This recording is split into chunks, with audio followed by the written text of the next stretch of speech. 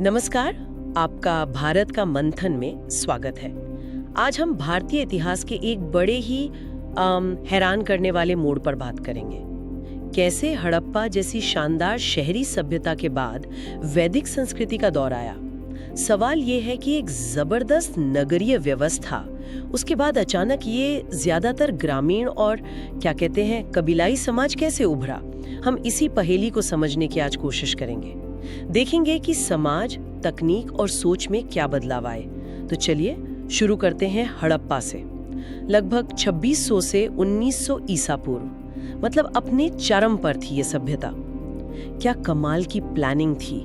मतलब सुनियोजित शहर, सीधी सड़कें, यहाँ तक कि ढकी हुई नालियां और वो ईंटें एक ही साइज की। कमाल है। उनकी अपनी एक लिखावट भी थी जो मोहरों पर दिखती है, पर हम आज तक उसे समझ नहीं पाए हैं। बिल्कुल। और ये सिर्फ शहरों की बनावट की बात नहीं है, उनका समाज भी काफी व्यवस्थित लगता है। जैसे वो मोहरें मिली है ना, शायद व्यापार के लिए या पहचान के लिए इस्तेमाल होती थी। आज के जैसे ब्रांड लोगो होते हैं, कुछ वैसा। व्यापार भी दूर दूर तक फैला था, मेसोपोटामिया तक के सबूत मिलते हैं। और हाँ, समाज में भी स्तर थे, ये कब्रों से पता चलता है। कहीं रोजमर्रा का सामान मिला है तो कहीं कीमती चीजें। उनकी आस्था में देखें तो मातृ देवी की पूजा दिखती है, पशुपति जैसी मोहरें हैं जिसे कुछ लोग शिव का आदि रूप भी मानते हैं। पेड़ों की पूजा, अग्नि की पूजा, कालीबंगा और लोथल में तो अग्नि वेदियां भी मिली हैं। ये सब उसमें शामिल लगता है। लेकिन फिर इतना सब कुछ था तो इन बेहतरीन शहरों का पतन क्यों हो गया? ये आज भी एक बड़ा सवाल है ना। बिल्कुल, ये पहेली ही है। कई कारण सोचे जाते हैं, जैसे जलवायु बदली, शायद नदियां सूख गईं या उन्होंने अपना रास्ता बदल लिया।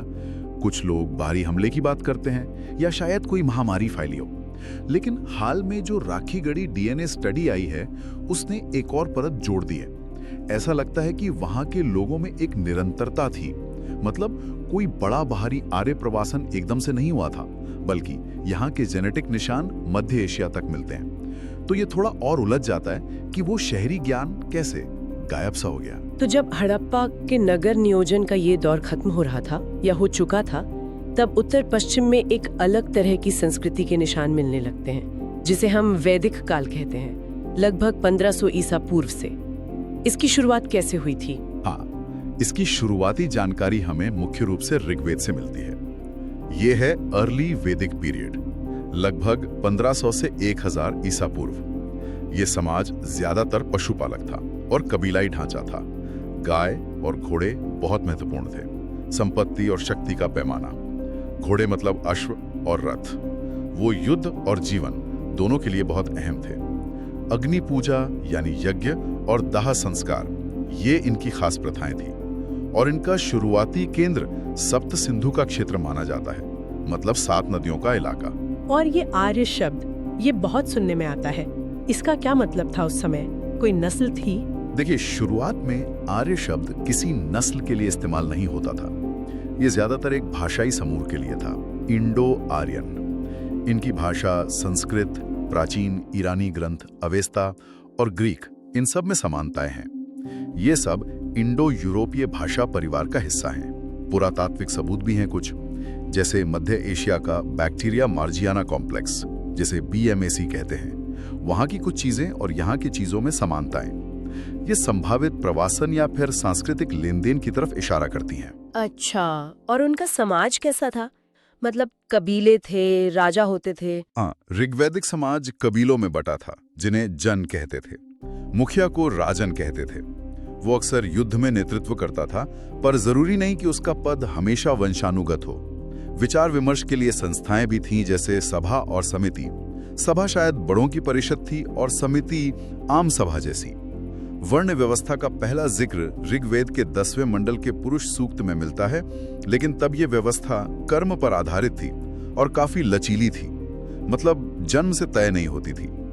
महिलाओं की स्थिति भी उस समय काफी अच्छी थी। उन्हें शिक्षा का भी अधिकार था, सभाओं में भी भाग लेती थी। बड़ा बदलाव आया उत्तर वैदिक काल में। यह है लगभग 1000 से 500 ईसा पूर्व का समय। सबसे अहम था लोहे का इस्तेमाल। उसे शाम अयस कहा गया है ग्रंथों में। लोहे ने खेती को पूरी तरह बदल दिया। जंगल साफ करना आसान हुआ, गहरी जुताई मुमकिन हुई। चावल यानी व्रीहि और गेहूं यानी गोधूम ये मुख्य फसलें बन गई। अब लोग एक जगह टिककर बसने लगे, तो वो जो कबीले थे, जन, वो मिलकर बड़े इलाके बने, जनपद, और फिर धीरे धीरे बड़े राज्य उभरने लगे, जिन्हें महाजनपद कहा गया। और समाज पर इसका क्या असर पड़ा? क्या वो लचीलापन खत्म हो गया? सामाजिक ढांचा भी बदला। ऋग्वैदिक काल की जो लचीली वर्ण व्यवस्था थी, वो अब जन पर आधारित और ज्यादा कठोर होने लगी। हर वर्ण के काम, उनके नियम वो ज्यादा तय हो गए। महिलाओं की स्थिति में भी गिरावट आई, उनके कई अधिकार कम हो गए। धार्मिक रूप से भी बदलाव आए। ऋग्वेद के जो प्रकृति देवता थे, जैसे इंद्र, अग्नि, वरुण, उनके साथ साथ यज्ञ और कर्मकांड बहुत जटिल होते गए। राजा अपनी शक्ति दिखाने के लिए बड़े बड़े यज्ञ करने लगे, जैसे राजसूय, अश्वमेध। इसी दौर में बाकी के वेद रचे गए, सामवेद, यजुर्वेद, अथर्ववेद। फिर ब्राह्मण ग्रंथ आए, जिनमें यज्ञों की व्याख्या थी।